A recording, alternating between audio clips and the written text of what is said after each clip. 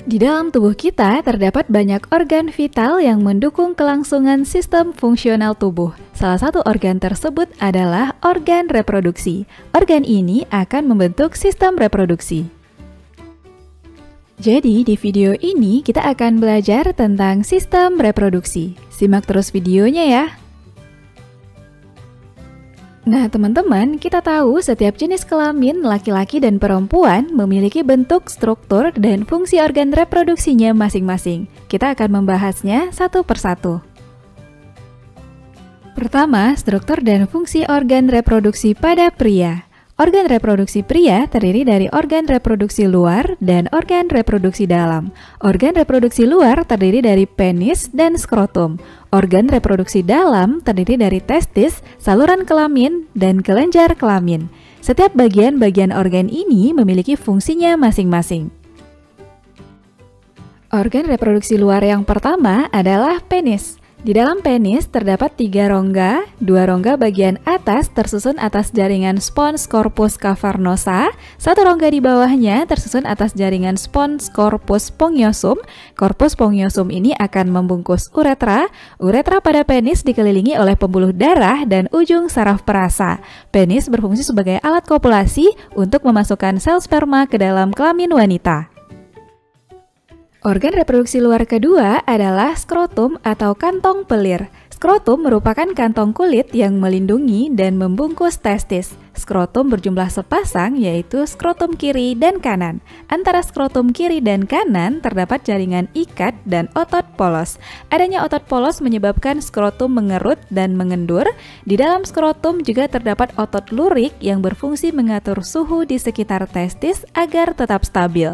Pengaturan suhu ini berguna dalam proses pembentukan sperma yang memerlukan suhu sekitar 34 derajat Celcius. Pengaturan suhu dilakukan dengan mengerutkan atau melonggarkan skrotum sehingga testis bergerak mendekat atau menjauhi tubuh. Berikutnya kita akan membahas organ reproduksi dalam, yaitu testis. Di dalam tubuh pria terdapat sepasang testis. Di dalam testis terdapat saluran-saluran halus yang disebut dengan tubulus seminiferus. Disinilah tempat pembentukan sperma. Jadi, testis berfungsi untuk memproduksi sperma melalui proses spermatogenesis dan juga memproduksi hormon testosteron.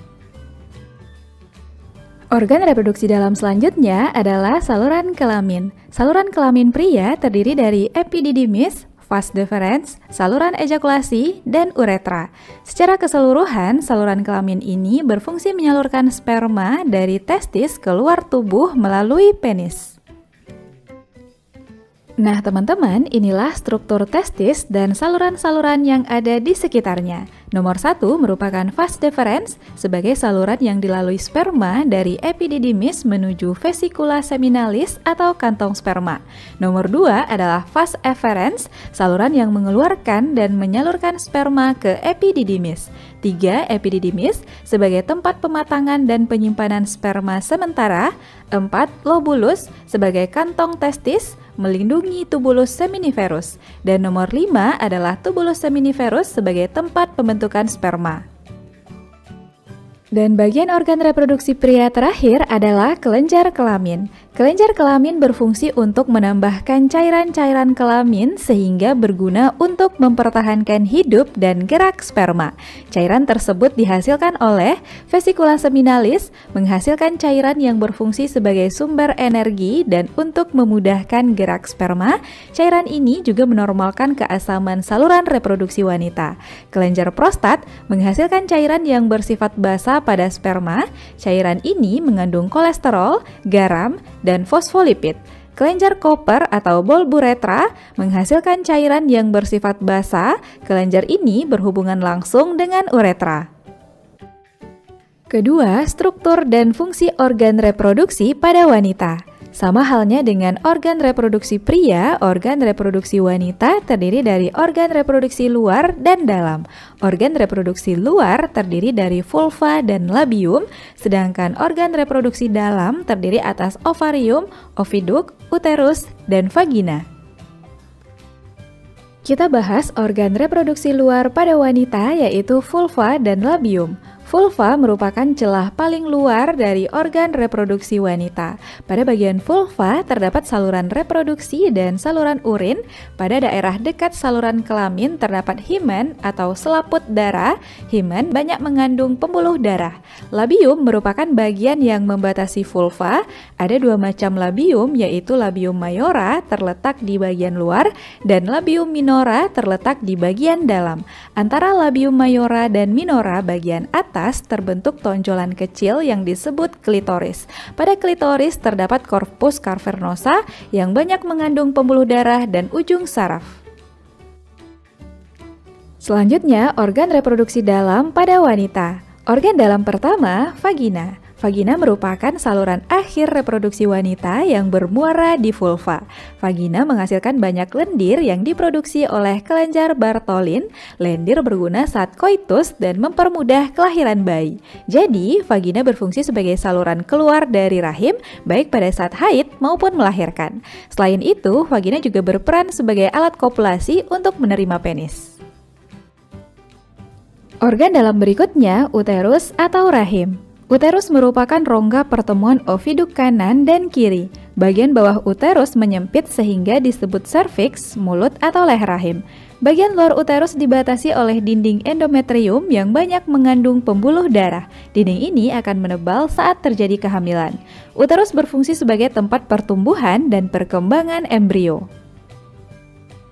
Selanjutnya, oviduk atau tuba Fallopi. Oviduk merupakan sepasang saluran kiri dan kanan yang ujungnya membentuk corong yang disebut infundibulum. Pada infundibulum terdapat fimbre atau rumbai-rumbai untuk menangkap ovum. Tuba Fallopi berfungsi sebagai tempat fertilisasi. Dan organ reproduksi bagian dalam terakhir adalah ovarium. Ovarium terdiri dari ovarium kanan dan kiri. Ovarium berfungsi sebagai penghasil sel telur atau ovum. Nah teman-teman, inilah catatan untuk setiap organ reproduksi pada pria dan fungsinya sesuai pembahasan kita sebelumnya. Dan berikut ini catatan untuk setiap organ reproduksi wanita beserta fungsinya. Bisa dipahami ya? Berikutnya kita akan membahas proses pembentukan sel kelamin atau gametogenesis. Proses gametogenesis ini dibedakan menjadi dua, yaitu spermatogenesis, yaitu proses pembentukan sperma atau gamet jantan, oogenesis, proses pembentukan ovum atau gamet betina. Proses spermatogenesis dimulai ketika pria mengalami masa pubertas, sedangkan proses oogenesis sudah berlangsung saat wanita masih berada dalam kandungan. Pertama, spermatogenesis. Spermatogenesis terjadi di dalam testis, tepatnya di tubulus seminiferus. Proses pembentukan sperma yang terjadi di tubulus seminiferus melibatkan 3 macam sel, yaitu pertama, spermatogonium atau sel induk spermatozoa sebagai penghasil sperma. Kedua, sel Sertoli berfungsi memberi nutrisi pada spermatozoa. Dan ketiga, sel Leydig merupakan sel penghasil hormon testosteron yang berperan dalam pembelahan meiosis untuk membentuk spermatosit sekunder. Produksi spermatozoa sangat dipengaruhi oleh hormon FSH dan LH. LH, luteinizing hormone, akan merangsang sel Leydig untuk menghasilkan testosteron. FSH, follicle stimulating hormone, merangsang sel Sertoli menghasilkan ABP, androgen binding hormone. ABP akan merangsang spermatogonium memulai spermatogenesis. Berikut ini catatan untuk sel-sel yang terlibat dalam spermatogenesis. Dan ini catatan untuk hormon yang berpengaruh dalam spermatogenesis. Proses spermatogenesis terjadi melalui 3 tahapan, yaitu tahapan penggandaan, sel primordial mengalami pembelahan mitosis secara berulang-ulang membentuk spermatogonium. Tahap pertumbuhan, spermatogonium bersifat diploid, kemudian tumbuh dan berkembang menjadi spermatosit primer yang diploid. Tahap pematangan, spermatosit primer membelah secara meiosis membentuk 2 spermatosit sekunder yang haploid. Selanjutnya, spermatosit sekunder membelah secara meiosis membentuk 4 buah spermatid yang haploid. Proses pematangan spermatid menjadi sperma disebut spermiasi. Proses ini dipengaruhi oleh testosteron. Seorang pria normal mampu menghasilkan 20-40 juta sel sperma dalam setiap mililiter cairan semen. Proses gametogenesis berikutnya adalah oogenesis. Oogenesis terjadi di dalam ovarium. Proses ini akan menghasilkan sel telur atau ovum. Oogenesis memiliki 3 tahapan, yaitu pertama, tahap penggandaan terjadi dalam ovarium janin saat masih dalam kandungan. Pada tahap ini, sel primordial akan mengalami mitosis membentuk oogonium yang bersifat diploid. Kedua, tahap pertumbuhan terjadi pada ovarium bayi. Oogonium akan mengalami pembelahan mitosis membentuk oosit primer yang diploid. Oosit primer berada dalam keadaan dorman atau istirahat sampai anak perempuan mengalami pubertas. Ketiga, tahap pematangan dimulai pada masa puber. Pada masa puber terjadi perubahan hormonal yang mengakibatkan oosit primer mengalami pembelahan meiosis 1 sehingga menghasilkan oosit sekunder yang berukuran besar dan badan polar 1 yang berukuran kecil. Oosit sekunder berhenti mengalami pembelahan saat terjadi ovulasi. Pembelahan meiosis 2 dilanjutkan setelah sel telur mengalami fertilisasi. Pada pembelahan ini, oosit sekunder menghasilkan ootit yang haploid dan badan polar 2 yang haploid. Ootit akan berdiferensiasi menjadi ovum dan badan polar 2 mengalami degenerasi. Nah, kira-kira apa saja ya yang terkandung dalam sperma manusia? Spermatozoa terdiri dari kepala pada bagian ujung, leher, dan ekor. Kepala mengandung inti sel atau nukleus yang dilindungi oleh akrosom. Akrosom berfungsi menembus lapisan pelindung ovum. Pada bagian kepala sperma juga terdapat sentriol. Bagian ekor berfungsi sebagai alat gerak sperma. Bagian pangkal ekor terdapat badan sperma yang mengandung mitokondria. Mitokondria berfungsi sebagai penghasil energi untuk menggerakkan sel sperma menuju oviduk. Bagian ekor sperma juga dilindungi oleh membran plasma. Berbeda dengan sel sperma, sel telur yang dihasilkan dari ovum saat ovulasi memiliki tubuh yang dilindungi oleh 2 lapisan, yaitu lapisan luar disebut corona radiata dan lapisan dalam adalah zona pellucida. Pada bagian dalam ovum juga terdapat sitoplasma dan nukleus. Oosit sekunder menghasilkan senyawa fertilizin yang memiliki fungsi mengaktifkan sperma agar bergerak lebih cepat, menarik sel sperma secara kemotaksis positif, mengumpulkan sperma di sekeliling ovum.